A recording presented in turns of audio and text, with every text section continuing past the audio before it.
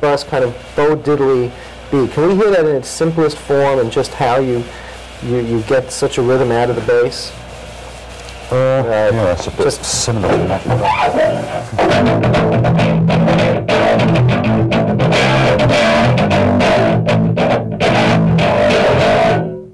The plectrum very loose when you sort of do an up and down strokes, otherwise it's...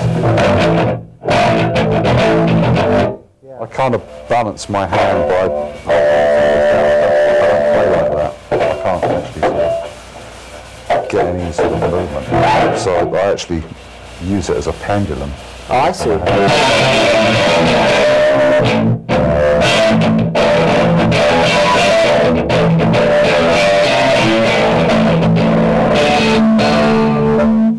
Also leaves it free to tap harmonics as well. So you use the pick sort of in a more loose fashion than I would, say, with guitar. I like to keep it very close. I mean, I hold it loosely, but I have very little exposed. So, and you like to use a sort of heavy pick, really nice stick? Yeah, I think this is about a millimetre, I think. Oh yeah? Yeah, it's if it's too heavy, you just can't actually get enough control. You know, it's just so rigid that it becomes clumsy. What kind of positions do you like to play in if you're playing in say, an unusual key that doesn't involve many open strings, like it's not A, not G, not D or E, something like that? What types of shapes do you like to work around with your left hand? I don't know, we used to do a lot of stuff in C. When I'm in one of those sort of horrible keys with no open strings, I kind of tend to do a lot more slides. Like in C, I'd probably...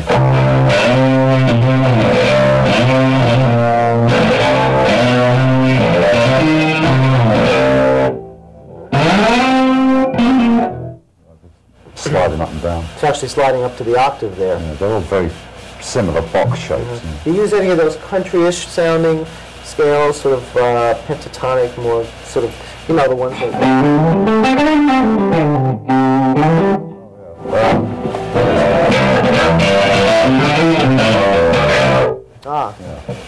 Yeah, I use that quite a bit. What about pickups when you do, not those kind of pickups, but when you play a pickup to a line? What sort of positions do you like to use there? Just because I know bass players are very interested in those little pickup, those little subliminal things that... Yeah, I usually just go up to the octave. You know, sort of, if I'm sort of... You know what I mean? I'd start on the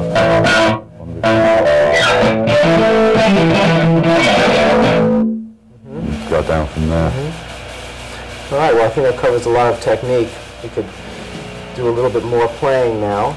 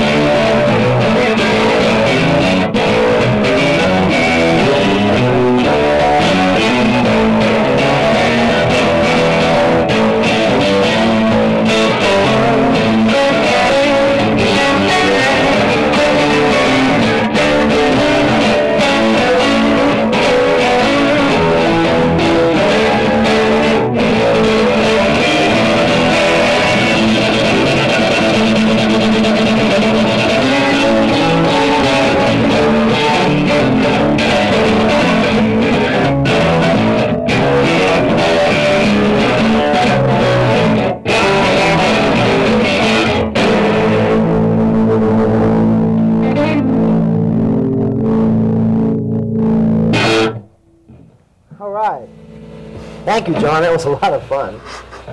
We go on for hours, but I know they want us to teach a little stuff out there. And I'm more interested because I think you're playing some fantastic, truly definitive rock and roll bass there. And then we're talking about going into the rootsy styles as well as making it very contemporary. And what kind of players did you listen to in the early days to influence you? Eddie Cochran. Some Gene Vincent stuff. Yeah.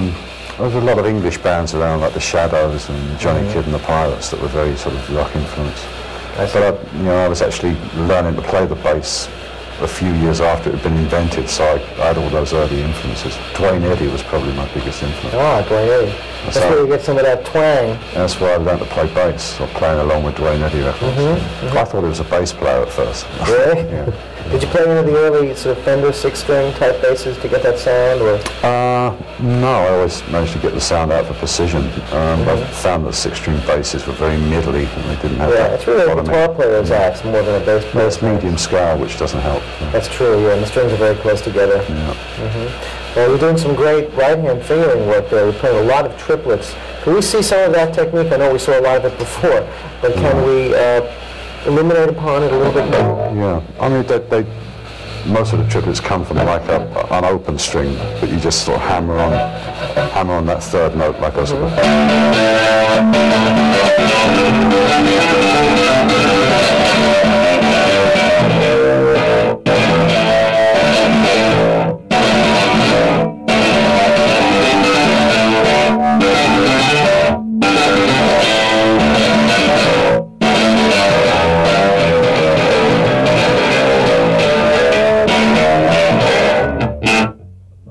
Paul McCartney, that mistake.